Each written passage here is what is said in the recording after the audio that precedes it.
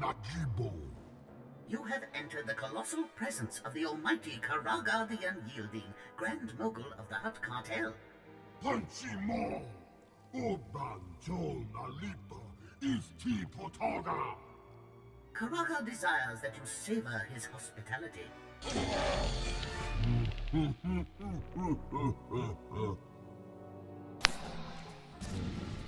Hello all, this is Hyperactive Gaming here, and today I'm going to bring you a little bit of a walkthrough on the Karagga Palace story mode.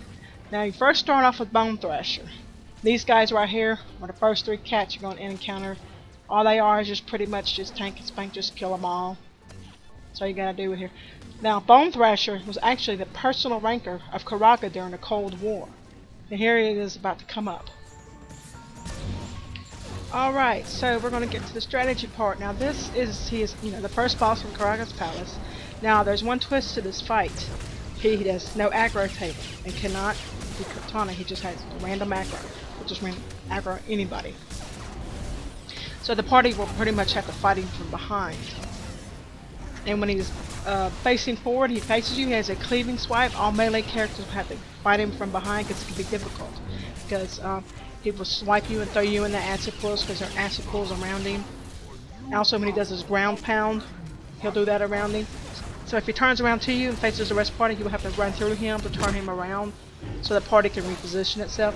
Bonethrasher will also do a knockback, so make sure to stay away from the acid pools around the edges. Additionally, he will do a smash attack where he just targets a random person and he'll crush them into the ground, disabling them and doing a hefty amount of damage. So your healers will have to be on the toes to keep him healed up. The smash attack will also apply a debuff, causing you to take massive damage if he hits you again. So pop cooldowns if you can. See if he does any attacks while we're doing this. Talking about the story mode. I'm doing this, I'm the tank, so I'm doing this from tank spec here, and it's kind of hard to see what he's doing. So watch him. See if he does a cleave.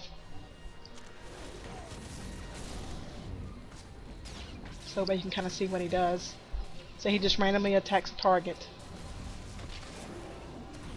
There, that's his ground pound. So if having the boss randomly smashing on people isn't annoying, Karagga will summon random weak adds into the platform. Make sure he does not eat them, because if he eats them, he will receive a buff that makes him do increased damage. So make sure you kill him. When you hear Karagga yell out stuff, to keep an eye out for the ad that will fall. It'll be surrounded by a red aura, so target it quickly and down it as fast as you can. And lastly, at 50%, Karagga will have the Beastmaster. Release 2 champion level Manka cats. Your tank will have to grab these and your group burn them down quickly. On hard nightmare modes, it's often easier to CC the ads until Bonethrasher is down to avoid the enrage timer. I think its enrage timer on story mode is close to around 5.5 to 6 minutes. I think we did this at 5 minutes 22 seconds. As most raid operation Bonethrasher is on an enrage timer, so DPS is incredibly important. It is helpful for your tanks to switch to a DPS stance for some extra damage. I never did.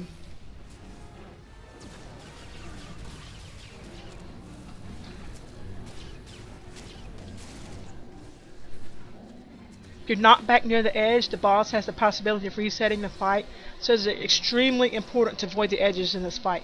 Even if he does not reset, you will die, because you will go straight into the acid.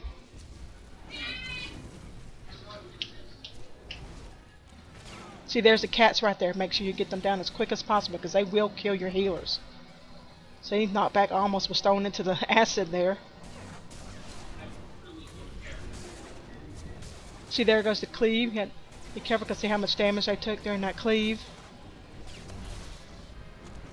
This is actually one of my favorite fights in this palace. I really enjoy this.